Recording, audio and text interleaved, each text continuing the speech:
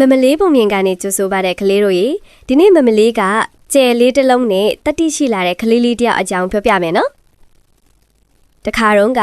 တောင်တန်းလေးတွေတစ်တော်လေးတွေကြားမှာ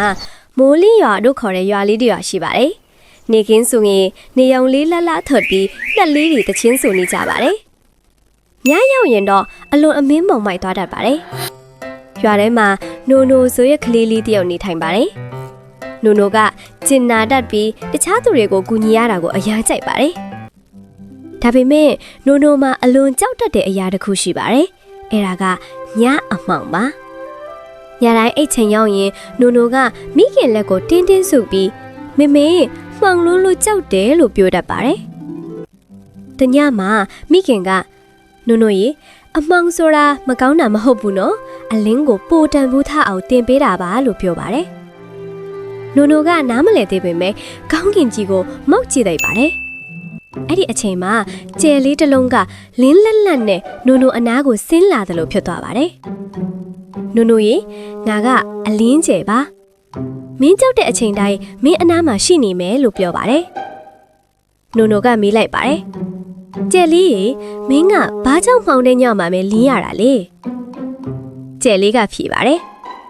အမှောင်ရှိမှအလင်းရဲ့တန်းမိုးကိုသိရတာပါ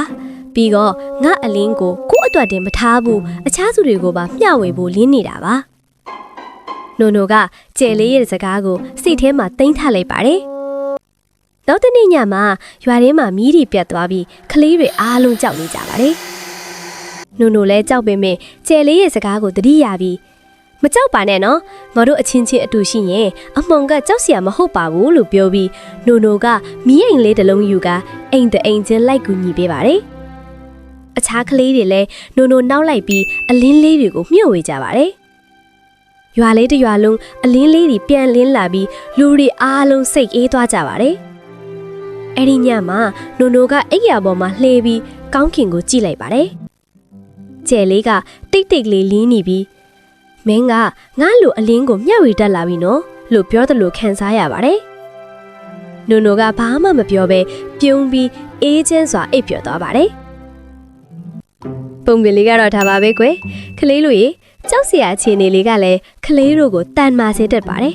။ကို့မှာရှိတဲ့အလင်းကျင်နာမှုတက်တီကိုအခြားသူတွေနဲ့မျှဝေရင်ကဘာကြီးပိုလှလာပါတယ်။ဒီနေ့မမလေးပုံပြင်ကိုနားထောင်ပေးလို့ကျေးဇူးပါနော်ပုံပြင်လေးကိုကြိုက်ရင် like and subscribe လုပ်ပေးသွားကြပါအောင်နော်နောက်တစ်ခါလဲချစ်စရာပုံပြင်လေးတွေနဲ့ပြန်တွေ့ကြပြီနော်